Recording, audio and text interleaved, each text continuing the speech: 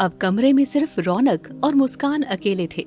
रौनक ने गहरी सांस ली और दरवाजा अंदर से बंद कर लिया। मीटिंग का समय हो चुका था। मुस्कान आईपैड सेट कर रही थी। रौनक धीरे धीरे चलकर मुस्कान के बिल्कुल पीछे आकर खड़ा हो गया। दोनों के बीच की दूरी लगभग खत्म हो चुकी थी। रौनक की सांसें मुस्कान के कानों को छू रही थी। मुस्कान के हाथ कीपैड पर ही रुक गए। तुम्हें पता था कि वो ये सब करेगी? रौनक की करीबी से मुस्कान का दिल जोर से धड़क रहा था। जब दुश्मन अपने घमंड में अंधा हो जाता है तो वो गलतियां जरूर करता है। मुझे बस उसकी गलती का इंतजार था। रौनक ने अपना एक हाथ टेबल पर रखा और दूसरा हाथ मुस्कान की कुर्सी के बैक रेस्ट पर, जिससे मुस्कान पूरी तरह से उसके घेरे में आ गई। तुम इतनी स्मार्ट हो, ये तुमने मुझे पहले क्यों नहीं बताया? मुस्कान ने मुस्कुराते हुए कहा, आपने कभी मुझसे मेरा नाम और मेरी मजबूरी के अलावा और कुछ पूछा ही कहा मिस्टर मल्होत्रा? आपने तो मुझे सिर्फ एक कॉन्ट्रैक्ट समझ लिया था। रौनक ने कुछ पल मुस्कान की उन गहरी मासूम आंखों में देखा। आज उन आंखों में उसे अपना अक्स साफ नजर आ रहा था। थैंक यू मुस्कान, आज तुमने सिर्फ मेरी डील नहीं बचाई, तुमने मुझे एक बार फिर टूटने से बचा लिया। मुस्कान ने अपना हाथ रौनक के उस हाथ पर रख दिया जो कुर्सी पर रखा था। मैंने आपसे कहा था ना, आपके जख्म भरना अब मेरी जिम्मेदारी है। दोनों की नजरें मिली हुई थी। कमरे में खामोशी थी, लेकिन उनके दिलों की धड़कनों का शोर बहुत तेज था। पहली बार रौनक ने मुस्कान से नजरें नहीं चुराई। नताशा के जाने के बाद रौनक के दिल के दरवाजे मुस्कान के लिए पूरी तरह से खुलने लगे थे। क्या रौनक को भी होने लगा है प्यार? नताशा के जाने के बाद मल्होत्रा मेंशन की आबो हवा ही बदल गई थी। रौनक के व्यवहार में एक अजीब सा ठहराव आ गया था। उसका वो खौफनाक गुस्सा अब मुस्कान की एक मुस्कान के आगे पिघलने लगा था। गार्डन में मुस्कान पौधों को पानी दे रही थी। हवा से उसके बाल बार बार उसके चेहरे पर आ रहे थे। तभी रौनक पीछे से आया। उसने चुपचाप पीछे से आकर मुस्कान के चेहरे से वो बाल हटाए और उन्हें उसके कान के पीछे कर दिया। उसकी उंगलियों का वो हल्का सा स्पर्श मुस्कान की सांसें तेज कर गया। मुस्कान चौंकते हुए मुड़ी और बोली, आप ऑफिस नहीं गए अब तक? रौनक मुस्कान की आंखों में डूबते हुए हल्की मुस्कान के साथ बोला, जाने का मन नहीं कर रहा था, सोच रहा था कि आज का दिन अपनी स्मार्ट पत्नी के साथ बिताऊं। मुस्कान का चेहरा शर्म से लाल हो गया। रौनक जो कभी प्यार के नाम से चिढ़ता था, आज फ्लर्ट कर रहा था। मिस्टर मल्होत्रा, आपको बुखार तो नहीं है ना? या फिर कल रात की शराब का असर अभी उतरा नहीं है? रौनक मुस्कान के एक कदम करीब आते हुए बोला, शराब का नशा तो उतर गया मुस्कान, लेकिन जो नशा तुमने मुझ पर कर दिया है वो शायद अब कभी नहीं उतरेगा। मुझे शाम को जल्दी आना है। आज रात मुझे तुमसे कुछ जरूरी बात करनी है। रौनक ने मुस्कान के हाथ से पानी का पाइप लिया और उसे बंद कर दिया। फिर उसने मुस्कान का हाथ अपने हाथों में लिया और उसके माथे पर एक बहुत ही प्यारा सुकून भरा किस किया। अपना ख्याल रखना। रौनक वहां से चला गया, लेकिन मुस्कान वहीं बुद्ध बनकर खड़ी रह गई। उसके दिल की खुशी 7वें आसमान पर थी। उसको लगा कि आखिरकार उसकी तपस्या पूरी हो गई। उसका शैतान अब इंसान बन रहा था। दोपहर के वक्त मुस्कान रौनक की स्टडी रूम की सफाई कर रही थी। रौनक का एक पुराना कैबिनेट खुला हुआ था। मुस्कान ने उसे बंद करने की कोशिश की, लेकिन अंदर कुछ फंसा हुआ था। उसने हाथ डालकर वो चीज निकाली। वो एक लाल रंग की पुरानी फाइल थी। फाइल पर धूल जमी थी। मुस्कान उसे पोंछकर वापस रखने ही वाली थी कि उसकी नजर फाइल के कवर पर पड़े नाम पर गई। प्रोजेक्ट टेक ओवर, मनोहर शर्मा ट्रांसपोर्ट्स 2023। मनोहर शर्मा नाम पढ़ते ही मुस्कान के हाथ रुक गए। ये उसके पापा का नाम था और उनकी ट्रांसपोर्ट कंपनी का नाम भी। मुस्कान की धड़कनें तेज हो गई। उसके कानों में चाचा राजनाथ की वो बात गूंजने लगी, हम बिजनेसमैन हैं, हमारे पास हर किसी की कुंडली होती है, वो बस बिजनेस के लिए कमजोर थे। मुस्कान ने कांपते हाथों से वो फाइल खोली। जैसे जैसे वो पन्ने पलट रही थी, उसके पैरों तले जमीन खिसकती जा रही थी। उसमें मल्होत्रा ग्रुप, विशेष रूप से चाचा राजनाथ मल्होत्रा की वो सारी साजिशें लिखी थी जिनके जरिए उन्होंने मनोहर शर्मा की छोटी सी कंपनी पर झूठे कर्जे लादे थे। उनके ट्रकों को इलीगल माल के साथ पकड़वाने की साजिश रची गई थी।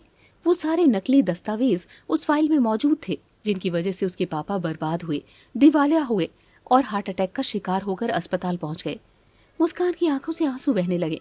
जिस परिवार में वो रह रही थी, उसी परिवार ने उसके पापा की जान लेने की कोशिश की थी, लेकिन असली सदमा अभी बाकी था।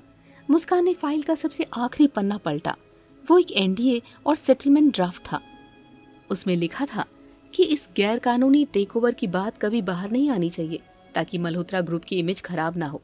और उस ड्राफ्ट पर तारीख सिर्फ 1 हफ्ते पुरानी थी और सबसे नीचे जिस इंसान के दस्तखत थे वो कोई और नहीं, रौनक मल्होत्रा था। फाइल मुस्कान के हाथ से छूटकर जमीन पर गिर गई। मुस्कान फूट फूट कर रोते हुए बोली, नहीं, ये नहीं हो सकता, रौनक ऐसा नहीं कर सकते, नहीं। उसे सब समझ आ गया। रौनक को सब पता था। उसे पता था कि उसके चाचा ने क्या किया है, लेकिन उसने अपने परिवार की इज्जत और अपने बिजनेस को बचाने के लिए उस सच्चाई को छुपा लिया। मुस्कान को वो दिन याद आया जब उसने बालकनी में रौनक को सच्चाई बताई थी और रौनक ने कहा था, आई डिडंट नो मुस्कान, मुझे नहीं पता था। मुस्कान ने रोते हुए कहा, क्यों रौनक, क्यों? आपने मुझसे इतनी बड़ी सच्चाई क्यों छिपाई? मैं तो आपसे प्यार करने लगी थी, आप पर भरोसा करने लगी थी, और आपने ही मेरा भरोसा तोड़ दिया। मुस्कान फूट फूट कर रोने लगी। शाम के वक्त रौनक आज बहुत खुश था।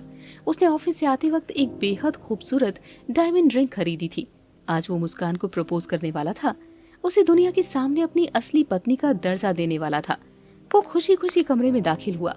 मुस्कान, देखो मैं तुम्हारे लिए क्या। रौनक के शब्द मुंह में ही रह गए। कमरे में अंधेरा था, सिर्फ एक लैम्प जल रहा था। मुस्कान बेड के पास फर्श पर बैठी थी। उसकी आंखें रो रो कर लाल हो चुकी थी और सूज गई थी। उसके सामने जमीन पर वो लाल फाइल पड़ी थी।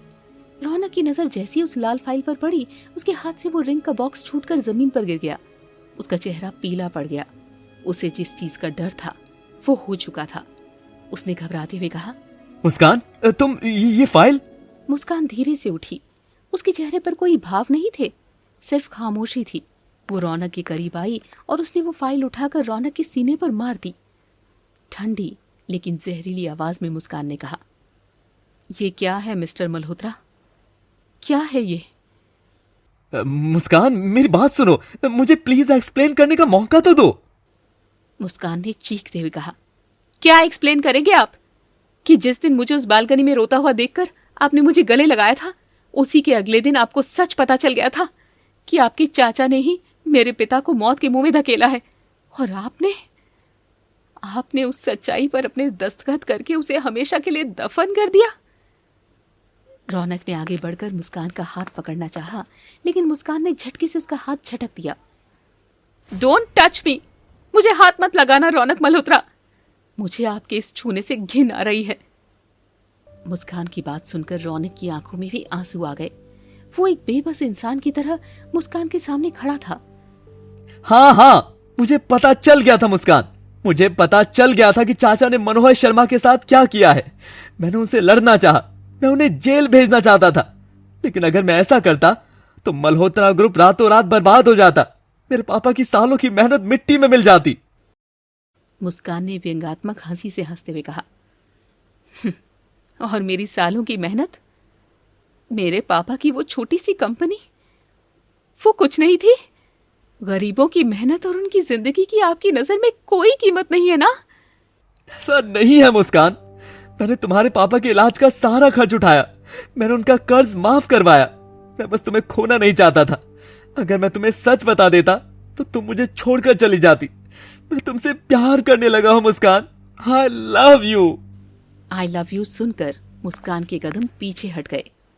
ये वही 3 शब्द थे जिन्हें सुनने के लिए वो कुछ घंटे पहले तड़प रही थी, लेकिन आज ये शब्द उसे किसी गंदी गाली की तरह लग रहे थे। उसे शब्द भी अब झूठे लग रहे थे। प्यार? आप प्यार का मतलब ही जानते हैं मिस्टर मल्होत्रा? प्यार की बुनियाद सच पर होती है, धोखे पर नहीं। आपने मुझे खरीदा नहीं था, आपने तो मुझे रिश्वत दी थी। वो अस्पताल का बिल, वो नए कपड़े, आपका ये सो कॉल्ड प्यार, ये सब मेरी खामोशी की कीमत थी? नहीं मुस्कान, मेरा प्यार झूठा नहीं है, प्लीज मुझे एक मौका तो दो। मुस्कान ने रोते हुए अपनी मांग की तरफ इशारा करते हुए कहा, ये सिंदूर जो आपने उस रात मेरी मांग में भरा था, मुझे लगा था कि वो मेरी इज्जत बचाने के लिए था, लेकिन सच तो ये है कि वो भगवान का इंसाफ था। वो सिंदूर मेरी मांग में नहीं, मेरी किस्मत में लगा हुआ वो दाग है जो हर पल मुझे याद दिलाएगा कि मैंने अपने पिता के दुश्मनों के घर की रोटियां तोड़ी है। मुस्कान पीछे मुड़ी और उसने अपना पुराना वाला झोला उठाया जिसे वो अपने साथ लेकर आई थी। रौनक घबरा गया। वो दौड़कर दरवाजे के सामने खड़ा हो गया। तुम कहाँ जा रही हो? तुम इस घर से बाहर नहीं जा सकती। बाहर बहुत बारिश हो रही है। तुम मुझे छोड़कर नहीं जा सकती। रास्ता छोड़िए मिस्टर मल्होत्रा। आज अगर आपने मुझे रोकने की कोशिश की तो मैं इसी कमरे में अपनी जान दे दूंगी। क्या मुस्कान चली जाएगी रौनक को हमेशा के लिए छोड़कर? आपको क्या लगता है, क्या मुस्कान को रौनक को माफ कर देना चाहिए? कमेंट में जरूर बताएं। मैं राइटर नाज आपके कमेंट का वेट करूंगी।